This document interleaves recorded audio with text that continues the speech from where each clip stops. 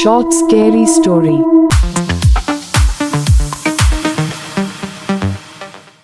एक लकड़हारा था। उसका कोई भी अपना नहीं था। वो रोज पहाड़ों के जंगलों में लकड़ियां काटने जाता था।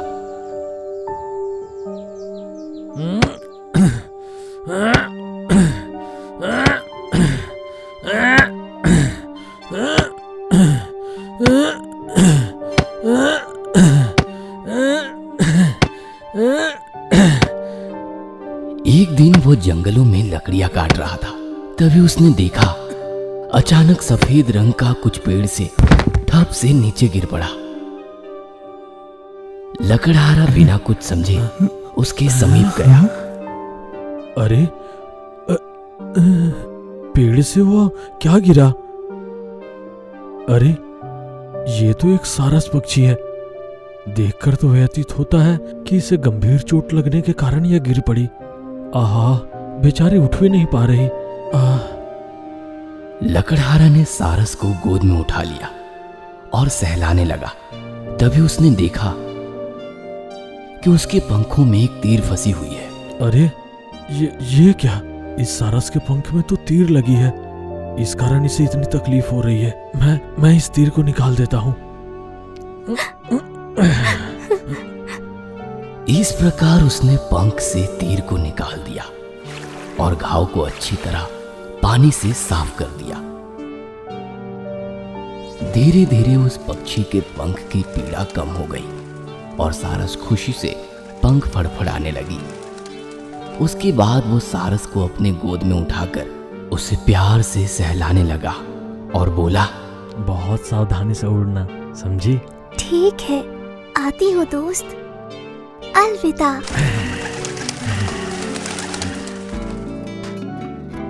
सारस को अलविदा कहकर लकड़हारा फिर से लकड़ियां काटने लगा।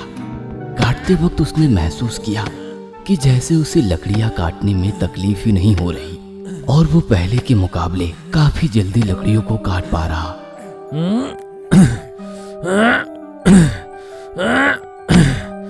मेरी कुल्हाड़ी पहले से काफी हल्की महसूस हो रही है।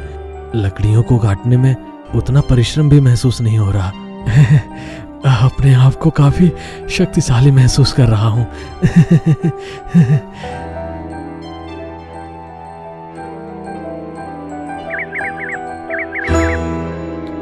कुछ दिनों बाद पहाड़ों पर जोरों की बारिश हो रही थी।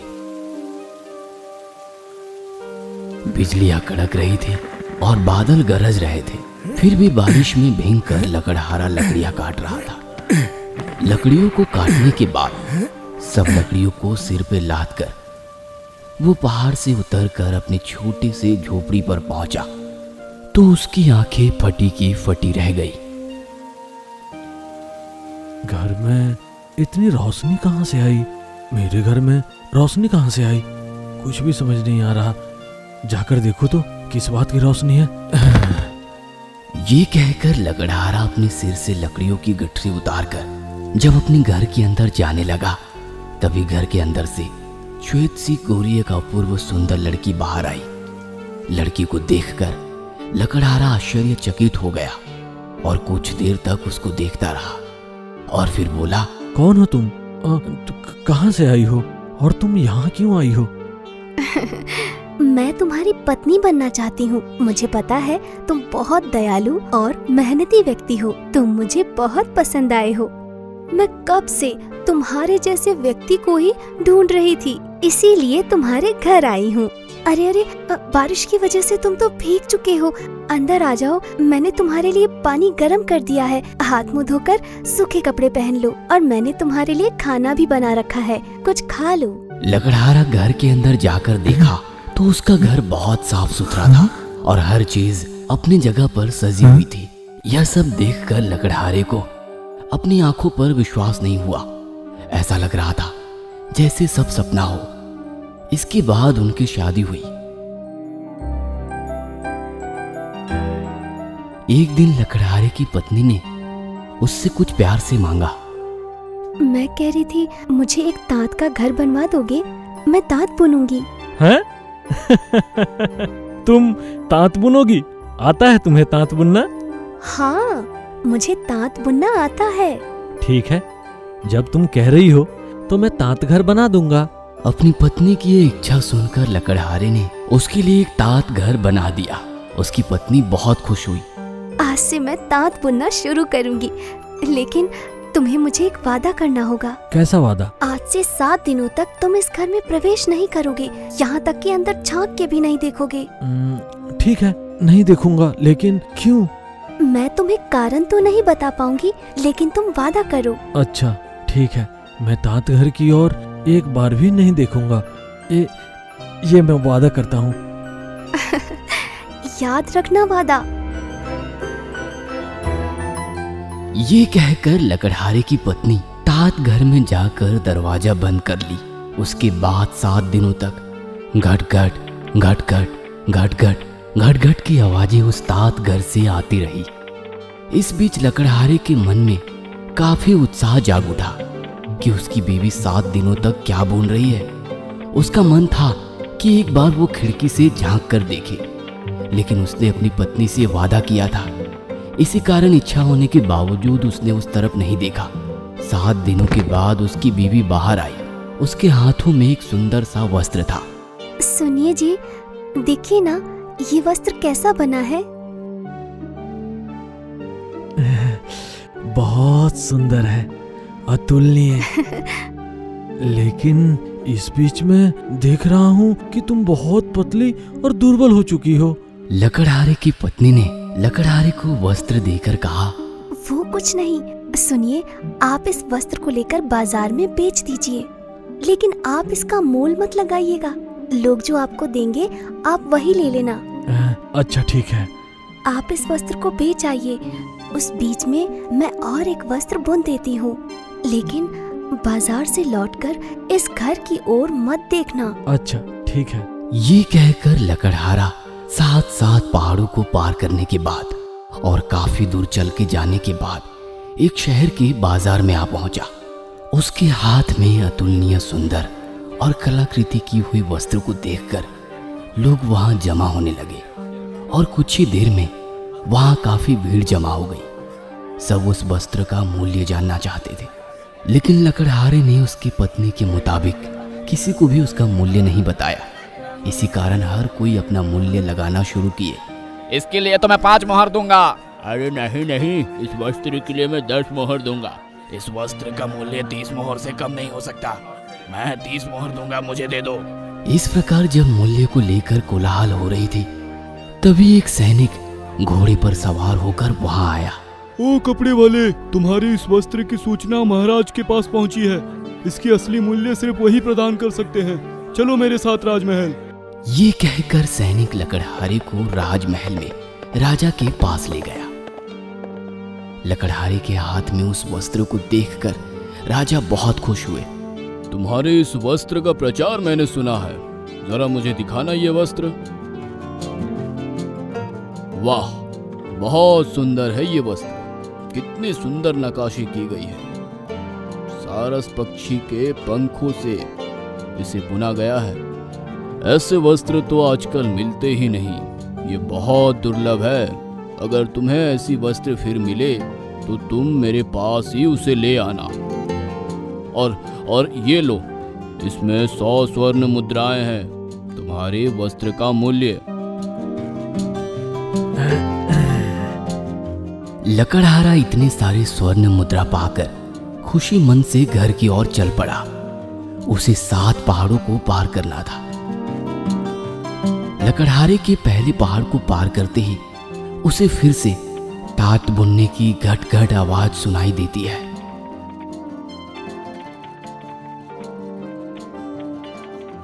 अचानक लकड़हारे को राजा की एक बात याद आ गई। पत्नी जो वस्त्र बुन रही है, बिना धागे के बुने कैसे? राजा जी ने कहा ये वस्त्र सारस पक्षी के पंखों से बना हुआ है, लेकिन घर के भीतर पत्नी सारस पक्षी का पंख लाएगी कहां से? ये सब सोचते हुए लकड़हारा घर लौट आया। तात घर से आने वाली वो आवाजें उसके कानों में पड़ रही थी। ये स्वर उसके मन को विचलित कर रही थी।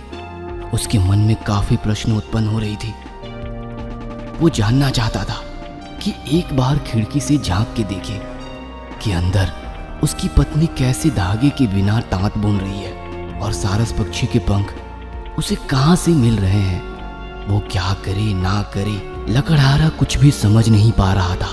खुद के ऊपर काबू ना कर पाने की वजह से वो खिड़की से झांक कर देखा तो तांत बुनने की जगह एक श्वेत सी सफेद सारस पक्षी बैठी हुई है और वह अपनी लंबी चोंच से अपने पंखों को नोचकर उस पंख से वस्त्र बुनाई कर रही है।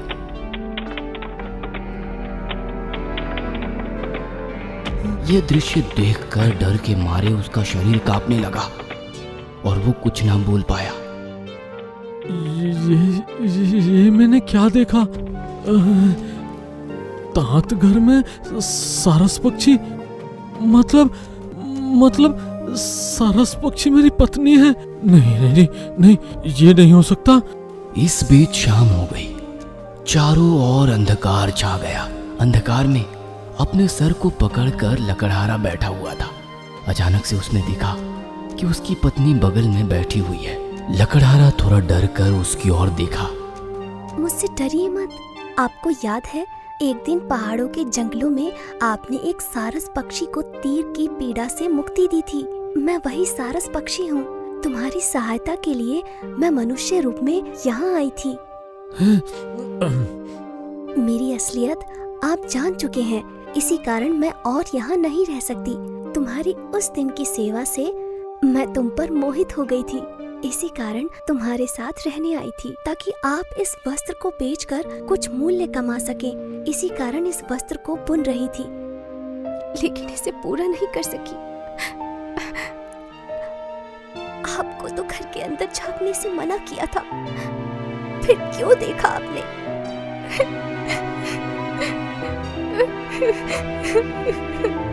क्या मैं तुमसे और कभी नहीं मिल पाऊंगा?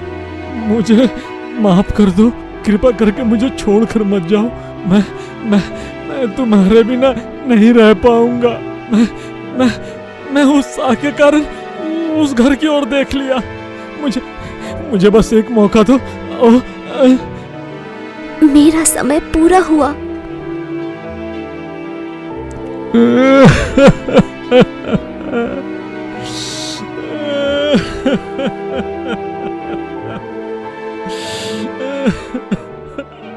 ये कहकर लकड़हारे की पत्नी फिर से सारस पक्षी में परिवर्तित हो गई। उसके बाद दुखी मन से चिल्लाते चिल्लाते पंख फैलाकर उड़ गई।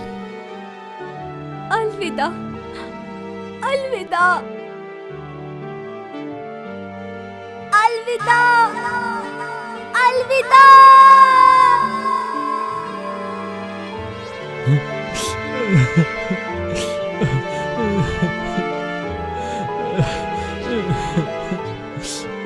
लकड़हारा भीगी पलकों के साथ आसमान की ओर देखकर सारस पक्षी को अलविदा कहता है और पक्षी के जाने के बाद वो टूट सा जाता है।